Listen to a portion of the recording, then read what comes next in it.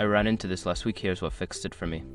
Changing your Reddit password is a straightforward process, and I'll guide you through it step by step. Step 1. Log into your account.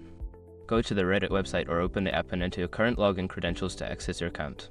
Step 2. Access user settings. Once logged in, click on your profile icon in the top right corner and select User Settings from the drop-down menu. Step 3. Navigate to the Security tab. In the User Settings menu, find and click on the Security tab to access password management options. Step 4. Change your password. Click on the Change Password button. Enter your current password followed by your new password, ensuring it meets Reddit security requirements. Note: make sure your new password is strong. A mix of letters, numbers, and symbols works best. Step 5. Save changes. After entering your new password, click the Save button to confirm the change.